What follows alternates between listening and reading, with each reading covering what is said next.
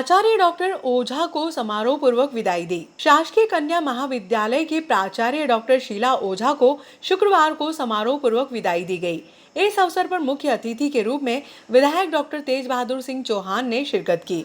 विधायक चौहान ने सेवानिवृत्त प्राचार्य ओझा का शॉल, श्रीफल व मोतियों की माला से सम्मान किया।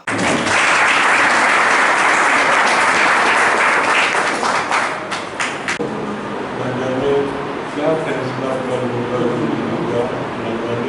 क्या फैसला होगा। मैं बहुत आदर के साथ हमारे ऐसी सुश्री श्री शीला जी ओझा सेवानिवृत्त हुए इस कॉलेज के कार्यक्रम में पधारे। डॉक्टर साहब ये बैठे हुए हैं, सरकार का अंग है, हम भी सरकार के अंग हैं। ये सेवानिवृत्ति की आयु क्या होना चाहिए, हम लोग तय करते हैं। समय समय पर इसको बढ़ाते भी रहते हैं और किसी ज़माने में सेवानिवृत्ति की आयु हुआ करती थी 55 साल।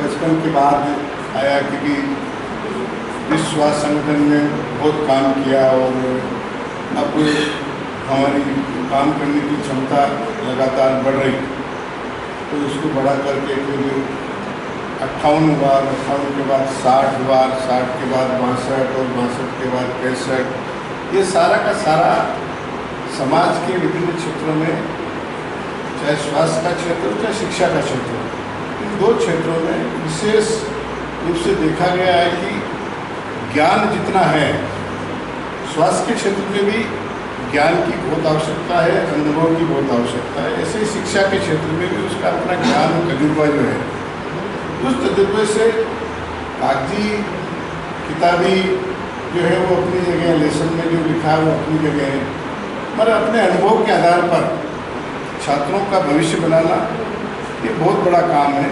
और निश्चित रूप से हमारी बहन जी ने 82 से लगाकर अभी तक बहुत संकट भी झेले हैं। नागदा के इस परिप्रेक्ष्य में कॉलेजों में बहुत संकट झेले, उन सारे संकटों से जूझते हुए, अपने आप को निकालते हुए आज काजल की कोठरी में से बिल्कुल साफ सुथरी होकर के वो सेवानिवृत्त हो रही है। ये बहुत बड़ी बात है। शिक्षा के क्षेत्र में निश्चित रूप से राजनीतिक हस्तक्षेप कहते हैं, और हस्तक्षेप के साथ साथ हमारा अपना इंटरेस्ट क्या हो सकता है, ये सारी बातें रहती है। और उसके बावजूद भी पक्ष विपक्ष सब प्रकार के उन प्रभावों को देखते हुए ये अपने आप को बचाते हुए यहाँ तक आ गई, ये बहुत बड़ी बात है। मैं बहुत बहुत बधाई देता हूँ उनको, उनकी सूझबूझ को, और इन्होंने इतने लंबे समय तक इस अपने काम को बस खूबसूरती किया।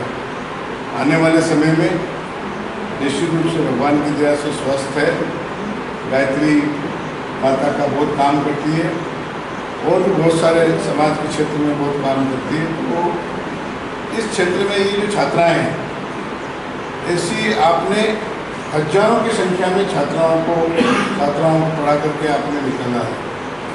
आने वाले समय में आपके अपने इतने लंबे समय का जो तजुर्बा है, जो अनुभव है, जो ज्ञान है, आने वाले शिक्षकों को और उन छात्राओं को जैसी आवश्यकता लगे वैसे अपने, क्योंकि ज्ञान ऐसा भंडार है कि कहीं इसको रख नहीं सकते आप संभाल कर कि किसी अटैची में बंद कर दो या किसी संदूक में बंद कर दो। ज्ञान का तो जितना आप वितरण करोगे उतना ज़्यादा है। तो पुनः मैं उनको बहुत बहुत बधाई देता हूँ और ईश्वर से प्रार्थना करता हूँ कि ईश्वर उन्हें स्वस्थ रखेगा और आगे दीर्घायु रखेगा और समाज के विभिन्न क्षेत्रों में काम करते हुए अपने अनुभव का इसी प्रकार प्रसारण करती रहेगी। आपने बुलाया, स्वागत किया, इसके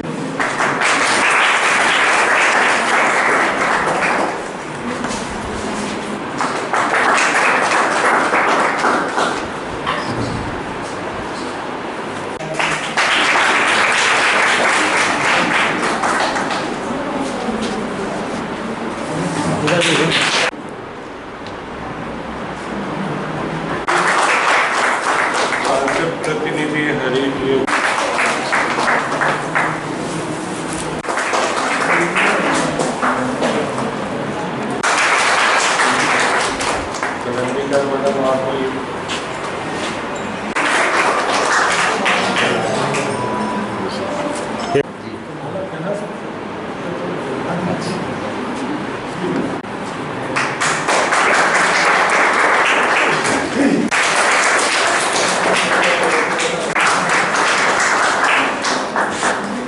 जन भागीदारी समिति से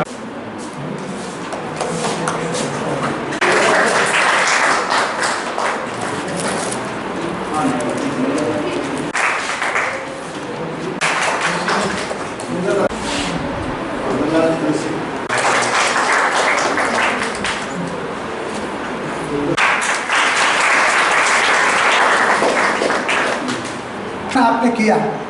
महाविद्यालय के छात्र छात्राओं के भविष्य निर्माण में आपके उल्लेखनीय योगदान को सादर वंदन।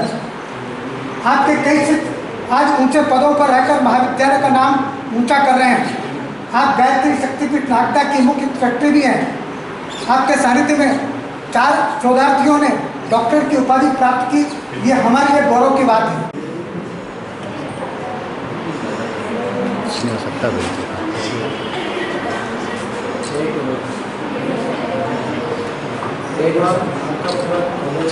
सम्मानित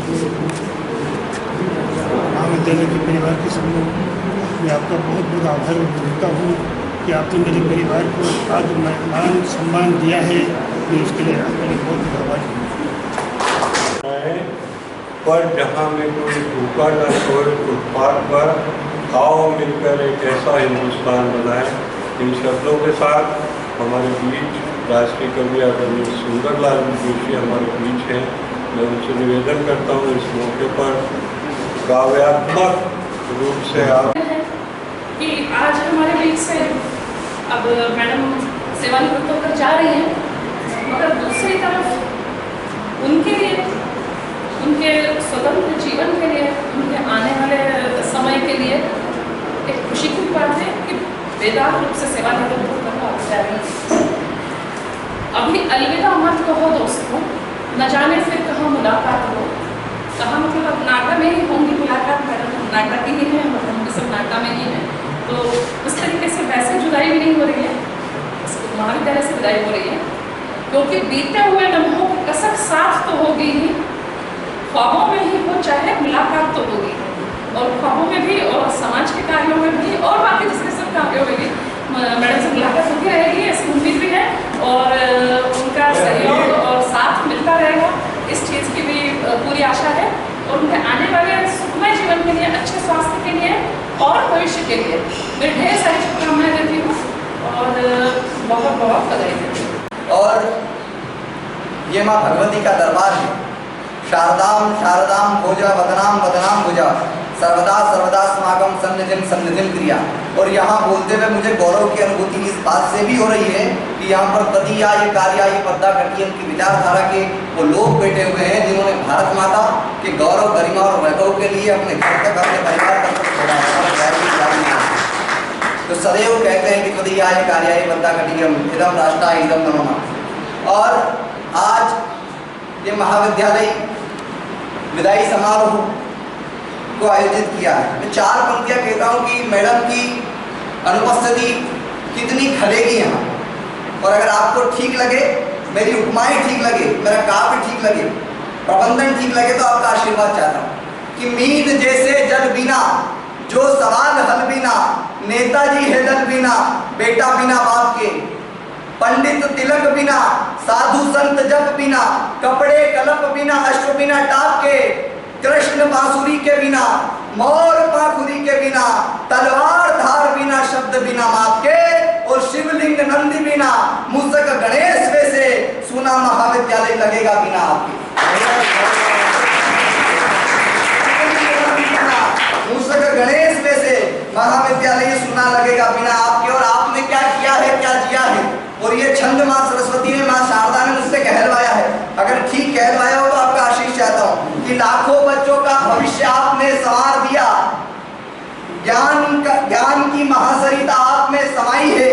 आपने मंडल के अध्यक्ष आदरणीय ओम प्रकाश ओझा जी, इस महाविद्यालय के जनभागीदारी अध्यक्ष आदरणीय जितेंद्र कुशवाहा जी, जिला पंचायत सदस्य जी, इस महाविद्यालय के प्राचार्य पाटीदार मैडम एवं उपस्थित समस्त मीडिया के हमारे बंधु, आदरणीय शिक्षकगण एवं उपस्थित जनभागीदारी समिति के समस्त सदस्यगण, विद्यार्थीगण।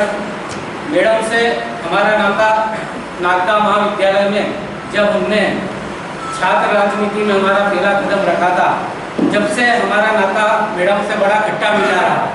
हम जब भी कोई आंदोलन करते थे, कोई भी हम इस प्रकार का वहाँ पर कार्यक्रम करते थे, तो सभी को ये पता था कि अगर ये विद्यार्थी परिषद वाले मानेंगे तो केवल शीला ओझा मैडम से ही मानेंगे।